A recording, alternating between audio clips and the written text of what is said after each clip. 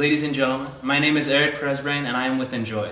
I'm sitting here with Calvin Luttrell, CEO of ProjectThunder, to discuss issues surrounding the industry and e-commerce solutions.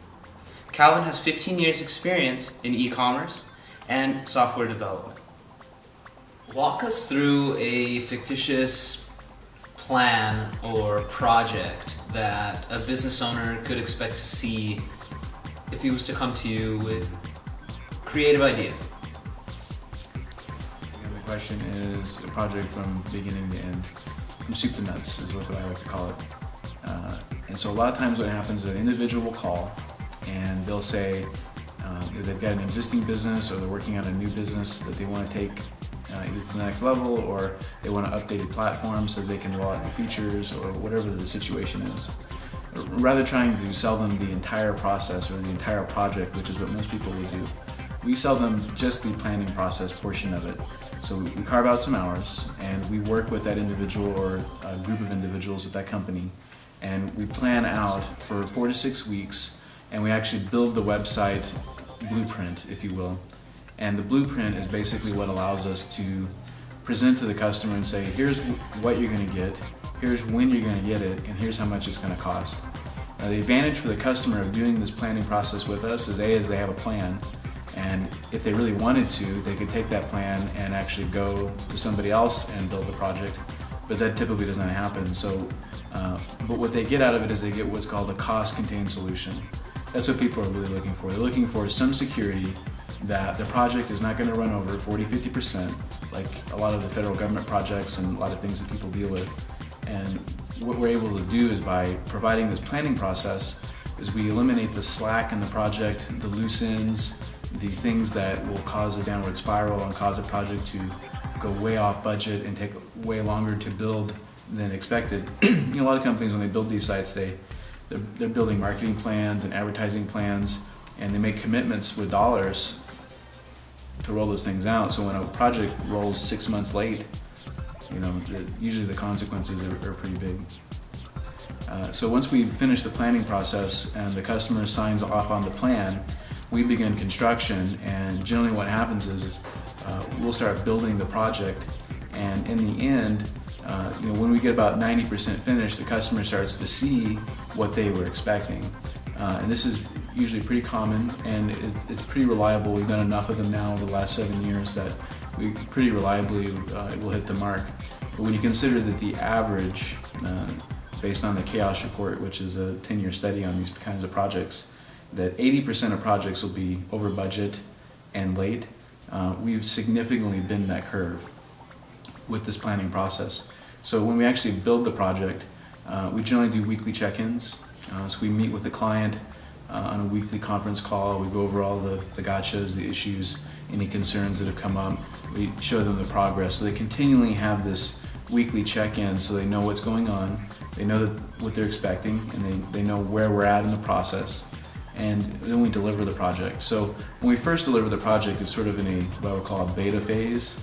Now the customer has some responsibility in this portion of the project to look at the website and decide and go through the process, whether it be desktop software or whatever, but to look at the end result, the software that we deliver, and to basically kind of run through it and make sure that everything is there, that everything's working the way that they expected it to. You could call it, you know, beta testing, if you will, but they need to spend, you know, a few hours going through the project, make sure everything is clean. And then at that point, they generally will sign off on that particular portion of the project. So basically, we're finished at that point. What some customers will do, especially if they've never done this process before, is that they want it to be perfect out the gate. They don't want to make any, they want to, you know, they feel like they have to get it perfect out the door or it's not going to work. And that does not work. Because what happens is customers will exhaust themselves in that process trying to make the software perfect, instead of spending the time where they really need to spend it, which is in marketing. Almost all the projects that we've seen where people fail, it's not because of the software, it's because of the marketing. And so they have to get, you know, people with really bad software make millions of dollars.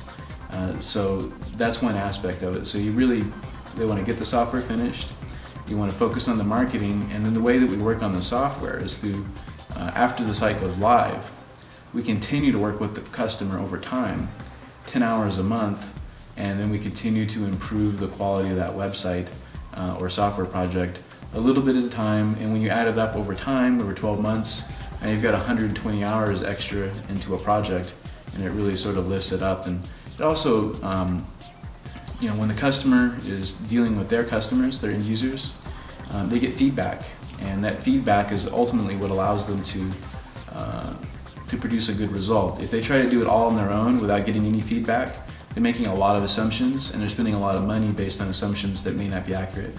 And so by doing it slowly and taking in the input from their customers, they get a really good result in the end. And we find customers that do this process with us over this period of time generally do very, very well. So you say that you have fundamentally you have two steps in the process. You have the planning, and then you have the construction, after which construction goes all the way from 90 to 100% through. Yeah. What is included in the planning process? Where do you start? What's the first thing that you look at? With the planning process, what we do is we start with a questionnaire. So we have about a 15-page questionnaire that we send to the customer. They can fill it out on their own, or we can assist them in filling it out. But basically it asks straightforward questions like what are your favorite 3 websites that you think that you would like for your project. And if it's a different type of, if it's a desktop application, we have a different questionnaire. But generally, mostly we're doing e-commerce here. And so the questionnaire is the first stage. And so we use that as a stepping stone to go to the next level, which is to produce graphical representations of the website or the software project. So that process, we bring in a graphics designer, and the graphics designer will build the screens based on the questionnaire that was provided, and they may work directly with the customer to extract other information that's required to build those drafts.